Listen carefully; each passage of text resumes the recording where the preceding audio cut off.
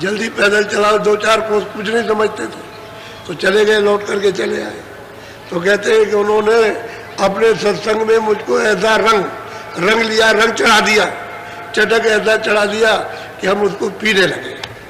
और बस जब वो मुझे समझ गए तो मुझे उन्होंने अजान समझ करके, दीन समझ करके आगम वस्तु दे दी गुरु महाराज। बोलो। अस अस कछु दिन काशी माही, रहे तहाँ पुण्य सहज सुभाव। भाई काशी में रहा, बस सहज स्वभाव से वहाँ रहता रहा, अपना सहज स्वभाव से काशी में अपना रहते रहे। लेकिन गुरु ने कितनी दया और कृपा की, हम कुछ नहीं थे, मिल गए हमको, उन्होंने ये सब चीज दी, हमारे पास कुछ नहीं था। बोलो। 16 से 16 में सोई, कार्तिक बदी पंचमी हो। कहते 16 से 16 था, वो 18 नहीं था, 16 से 16 कार्तिक बदी पंचमी। बोलो। आए पलक राम एक शांति, रहे काशी में नानक पर। कहते भाई ये आए उस समय पर काशी में सबसे पहले यही आए। एक पलक राम मतलब ये नानक पंथी थे, और उनसे वो बड़े साधु भाव के थे। बड़ी गोष्ठी उनसे हुई, तो गोस्वामी जी ने उनको सब ग्रंथ साहब का पूरा भेद सुनाया कि भाई तुम्हारे ग्रंथ साहब में ये रास्ता है, ये है, और इस तरह से वहाँ सुनते जाती, ये सब उनको बताया।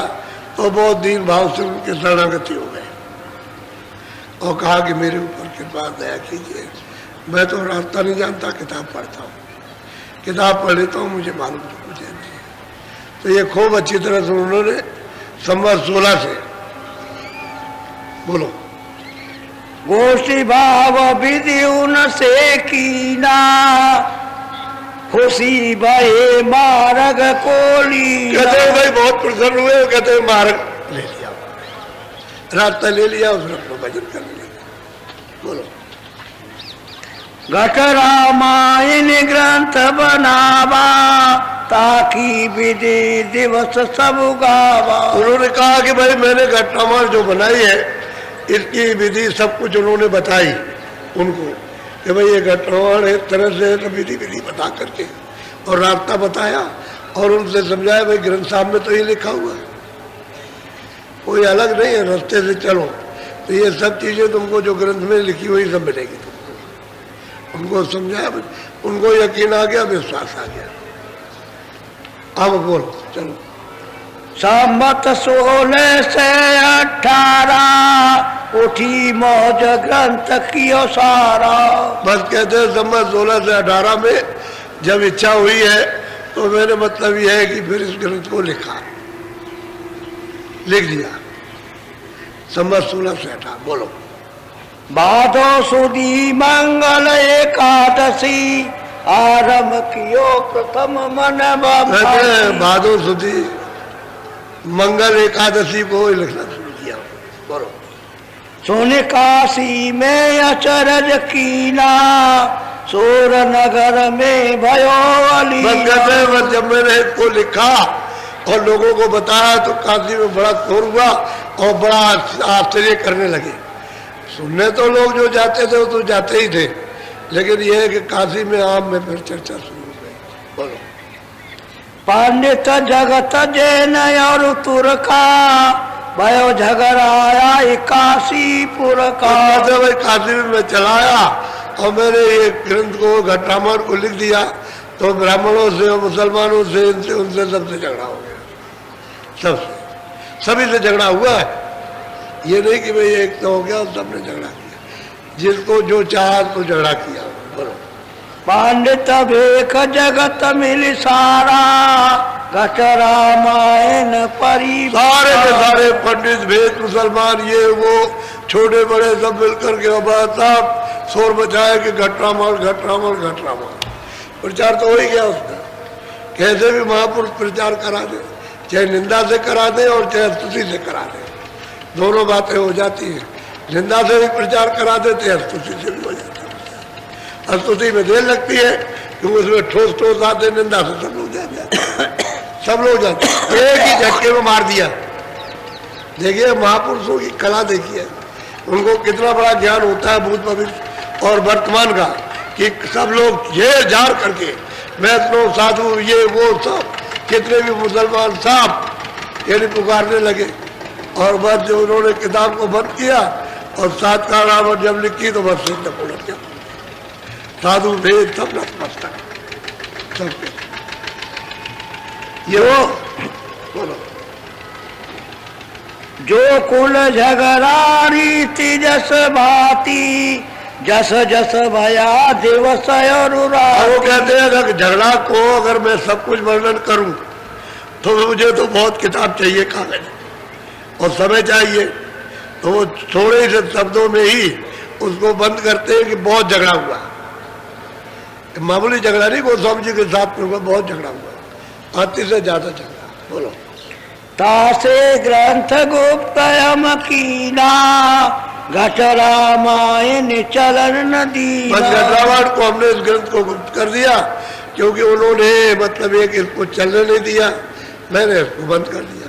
और सब मालिक के मिलने का ही रास्ता, दूसरा घटरामायण में कुछ नहीं, सभी मालिक का। एक तो ये कि इनका प्रसंग जो इन्होंने प्रश्न किया उसका उत्तर, और सब मालिक के मिलने का ही है, लेकिन वो समझ नहीं सके बेचारे, क्या करें, सबके सब उलझ गए। बोलो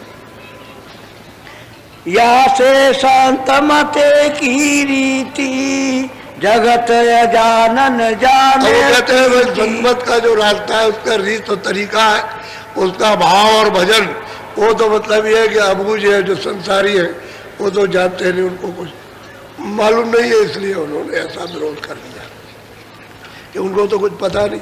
रास्ता जान जाए तब तो अलग बात है, तब तो उनका उस रास्ते से और उस चीज से प्रेम प्यार भी हो जाए, रास्ता किसी को मालूम नहीं। बोलो संबत 1631 रामचरित्र कीन पद ईसा। कहते हैं संबत 1631 था संबत, कहते हैं फिर मैंने रामचरित्र 7 खान रामायण फिर मैंने बनाया 31।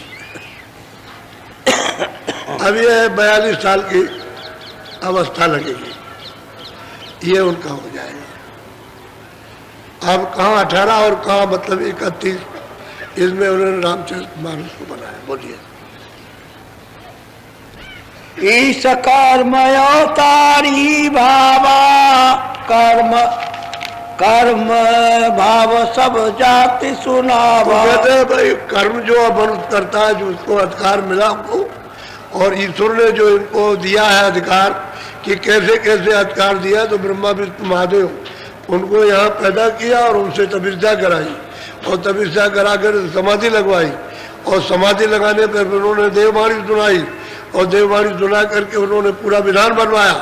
विधान जब बन गया तो आदेश दिया कि सबको सुना दो, सबको ये सुनाया गया, और सुनाने के बाद में इनको सब अधिकार दे दिया। तो मैंने कर्म भाव और ईश भाव कि उन्होंने क्या आदेश दिया और कैसे कैसे विधान बनवाया, और इन जीवों को जो मनुष्य शरीर मिलते हैं इनको कैसे सुनाया, ये मैंने वर्णन किया। मैंने तो और कुछ कहा नहीं, कोई मैंने ईश्वर की कोई बुराई तो की नहीं। उन्होंने वो तो पहले ही भजन कराते, ईश्वर का पहले ही सामने भजन है, पहले उसी का भजन करो। अरे घंटे और शंख की आवाज उसी की आवाज है, पहले उसी का चिंतन कराते तब आगे बढ़ते, बगैर उसके चिंतन के आगे नहीं कि नाम भी इसका लो, रूप भी इसका, और इसका ये स्थान है, और इसको तुम याद करो, उसकी आवाज को सुनो, तो उसकी गंदगी को उसी की आवाज की गंदगी साफ करो। घंटे और शंख की आवाज जब अंदर सुनने लगेगी तो गंदगी साफ करती है। अभी तो घंटे शंख की आवाज आती नहीं है, लेकिन जब सुनने बैठोगे तो आने लगेगी। और लोगों को कितनों को यहाँ सुनाई देता, औरतों को, देवियों को भी सुनाई देता, आदमियों को भी सुनाई देता। उससे सफाई होती है तुम्हारी सूरत की, अंतःकरण की, मन की, बुद्धि की, समझिए, तब आवाजें खुलती है, नहीं तो आवाजें नहीं खुलेंगी। जब खुलेंगी नहीं तो आप सुनोगे, ऊपर नहीं चढ़ोगे। तो ये तो आवाज जब खींचेगी तभी तो आप इसके पास पहुंचोगे। तो वो नाम ही है, ये नाम है, घंटा और शंख नाम, और जिसमें से निकल रहा हो नामी। जब इसको पकड़ लोगे उसके पास जाओगे तो साक्षात्कार हो जाएगा। इसको साक्षात्कार कहते हैं, जिसमें से आप आज निकल रही है, धत्कार निकल रही जिसमें से, उसको उसका साक्षात्कार हो।